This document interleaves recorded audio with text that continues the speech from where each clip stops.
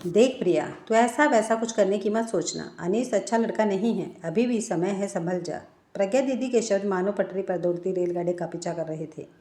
वह आशंका उत्तेजना के बीच हिचकोले लेता मन अतीत को कभी आगे तो कभी पीछे धकेल देता था। कुछ देर पहले रोमांचकारी सपने भविष्य में खोया मन जाने क्यों अज्ञात भय से घिर गया था। मम्मी पापा की लाडली बेटी और प्रज्ञा दीदी की चहेती बहन घर से भाग गई है। यह सबको धीरे धीरे पता चल ही जाएगा। अल सुबह आँख खुलते ही मम्मी चाय का प्याला लेकर जगाने आ जाएगी। क्या पता रात को ही सब जान जाएंगे। कितना समझाया था प्रज्ञा दीदी ने कि इस उम्र में लिया गया एक भी गलत फैसला हमारे जीवन को बिखेर सकता है। जितना दीदी समझाने का प्रयास करती उतनी ही दृढ़ता से बिंदास प्रिया 2 कदम अनीश की ओर बढ़ा देती। प्रिया अपनी पढ़ाई पर ध्यान दे, ये प्यार व्यार के चक्कर में पड़कर अपने भविष्य से मत खेल।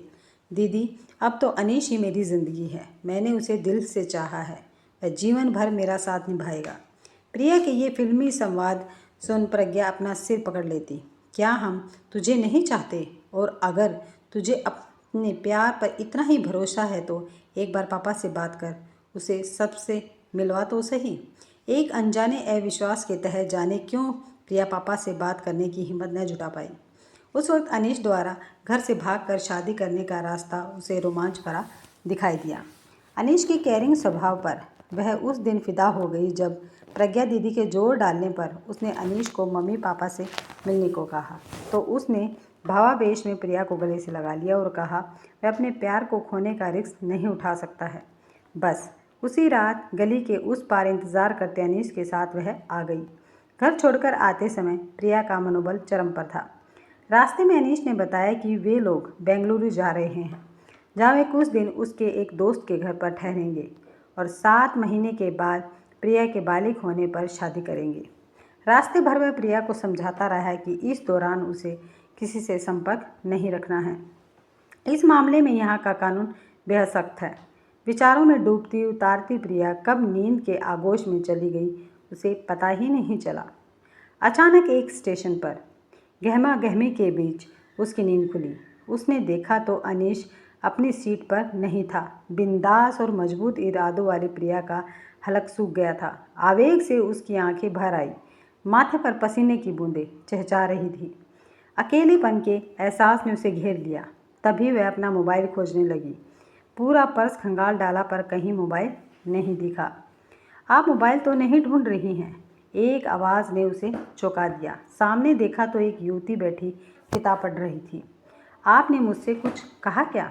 मुझे लगा आप अपना मोबाइल ढूंढ रही हो। हाँ, आपने देखा क्या?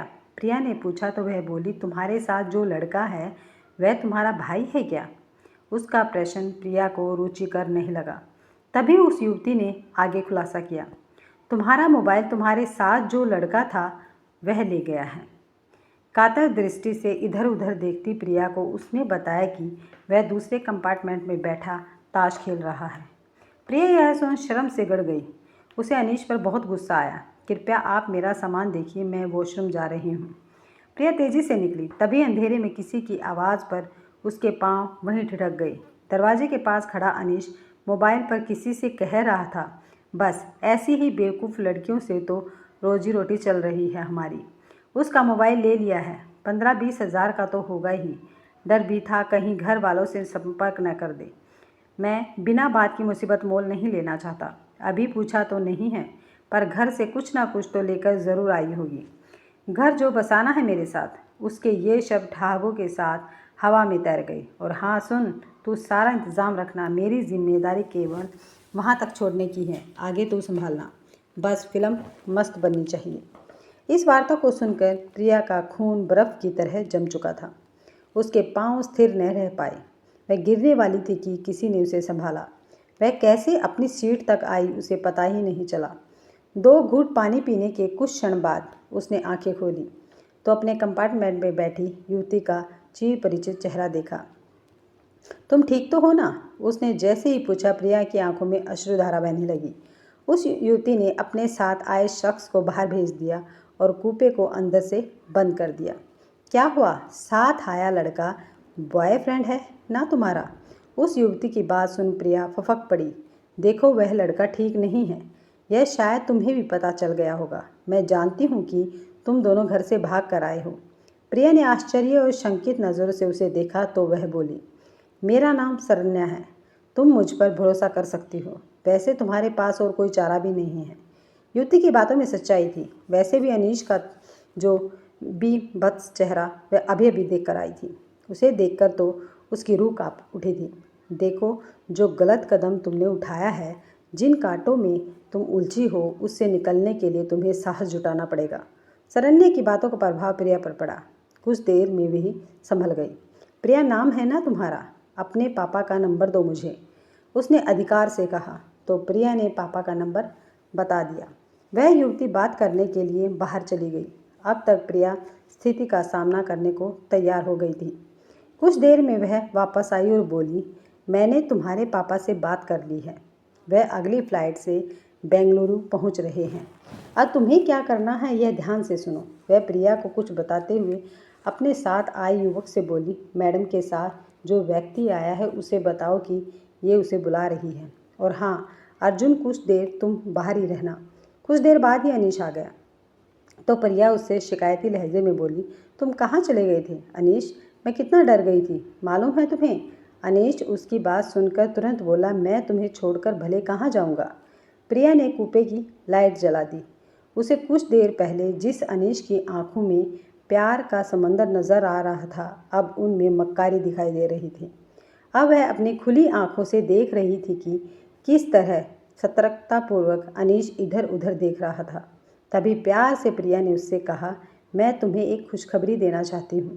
क्या? भौचक्का सा वह बोला। तो प्रिया ने कहा, जानते हो पापा हमारी शादी के लिए राज़ी हो गए हैं और वे भी बेंगलुरु पहुँच रहे हैं। प्रिया ने इस खुलासे से अनीस का तो रंग ही उड़ गया। वह अचानक बिफर गया। बेवकूफ़ लड़की, मैंने मना किया था कि कहीं फ़ोन मत करना। तभी मानो उसे कुछ याद आया हो। न चाहते हुए भी उसके मुंह से निकला, तुम्हारा मोबाइल तो मैं जानती हूँ, वह तो तुम्हारे पास है। इससे पहले कि अनीश कुछ और पूछता, प्रिया अपना आपा खो चुकी थी। उसका हाथ पूरे वेग से लहराया और अनीश के गाल पर तेज आवाज़ के साथ झरनाटेदार चाटा पड़ा। क्रोध और अपमान से उसका बदन काँप रहा था। अनीश का सारा खून निचुड़ गया था। शोर शराबे की आवाज़ बाहर तक चली गई थी।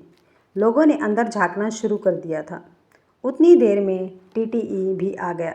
उसने पूछा कि क्या माजरा है? तो बड़े इत्मीनान से वह युवती उठकर आई और बोली, ये मेरी रिश्तेदार है। दरअसल यह हमारे साथ बैठा एक यात्री है। हमें लगता है कि इसने हमारा मोबाइल चुराया है। आप पुलिस बुलाइए। अनीश के चेहरे की हवाइयाँ उड़ने लगी थी।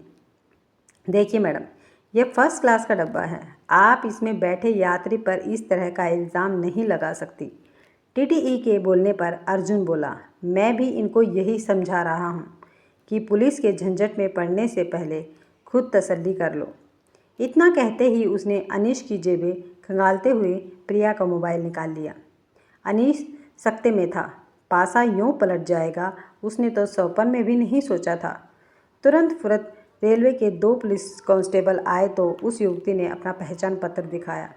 एसपी सरन्या पढ़कर दोनों ने उसे एक करारा सैल्यूट बजाया तो टीटीई सहित प्रिया भी अचंभे में पड़ गई। टीटीई हंसकर बोला, क्या बेटा, चोरी भी की तो पुलिस वालों की? एसपी सरन्या ने अर्जुन से कहा, इंस्पेक्टर अर्जुन, आप इसके साथ अगले स्टेशन पर उतर जाइए। मैं बताती हूँ आपको आगे क्या करना है। और हाँ, ज़रा इसे समझाना और ख़ुद भी ध्यान रखना कि इस लड़की का नाम बीच में न आए। हंगामे के बीच अनीश को अगले स्टेशन पर उतार लिया गया।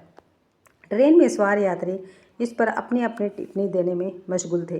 प्रिया अपमान और शर्मिंदगी से भरी देर तक रोती रही। तभी सरन्या ने सांत्वना भरा हाथ उसकी पीठ पर फेरा तो वह सरन्या के गले लग गई और बोली, आपने मुझे बचा लिया। आपका यह एहसान मैं कभी नहीं भूलूंगी। उसकी बात पर सरन्या हंस पड़ी और बोली, कैसे नहीं बचाती तुम्हें? यह तो वही बात हुई कि एक डॉक्टर के सामने किसी ने खुदकशी करने की कोशिश की। जान तो उसकी बचनी ही थी। यह मेरी सहेली नियुक्ति है। आईपीएस ऑफिसर के रूप में तुमने तो मुझे शुरू में ही इतना बड़ा केस दिला दिया है। मैं तो तुम्हें देखकर ही समझ गई थी कि तुम घर से भाग कर आई हो। ट्रेन में चढ़ते वक्त तो तुम किसी दूसरी दुनिया में थी। किसी और का तुम्हें होश ही कहाँ था। अलबत्ता वह लड़का ज़रूरत से ज़्यादा सतर्क था। दूसरों को ऑब्जर्व करना मेरी हॉबी है।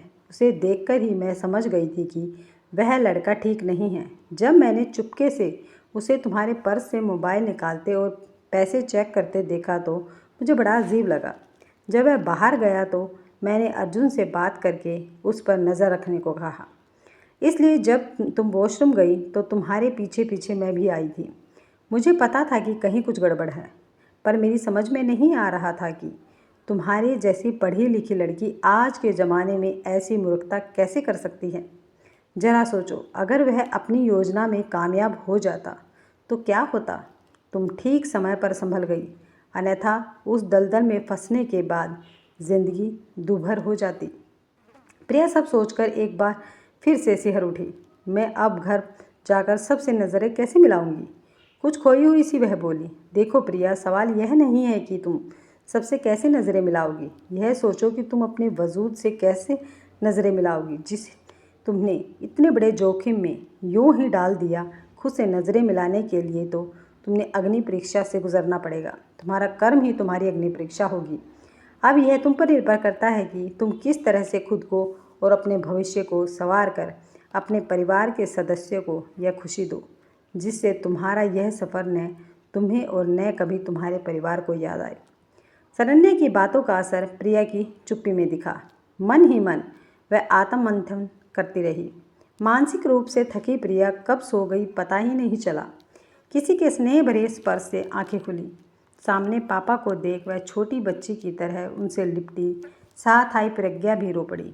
आपका यह एहसान हम कैसे चुका पाएंगे। पापा शरण्या से बोल रहे थे। पापा, आप मुझे माफ़ कभी कर पाएंगे क्या। उन दोनों की बात सुनकर शरण्या ने प्रिया के पापा से कहा, अगर आप वाकई एहसान उतारना चाहते हैं तो मुझसे वादा कीजिए कि आप अपनी बेटी पर भरोसा कायम रखते हुए इसकी उड़ान को पंख देंगे, इस सफ़र को भूलते हुए आगे की ज़िंदगी में इसका साथ देंगे, न कि इस सफ़र का बार बार उल्लेख कर इसकी आगे की ज़िंदगी को दूभर बनाएंगे। मैं वादा करता हूँ कि प्रिया की आज की भूल का जिक्र करके हम इसके मनोबल को नहीं गिरने देंगे। आज के बाद हम में से कोई भी प्रिया से इस बारे में कोई बात नहीं करेगा।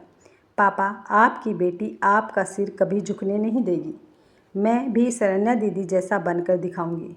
शरण्या के व्यक्तित्व के प्रभाव से प्रभावित प्रिया पापा का साथ पाकर पूरे आत्मविश्वास से बोली तो पापा और प्रज्ञा ने उसे प्यार से थाम लिया। शरण्या समझ गई कि अब सही मायने में प्रिया भंवर से बाहर निकल चुकी है।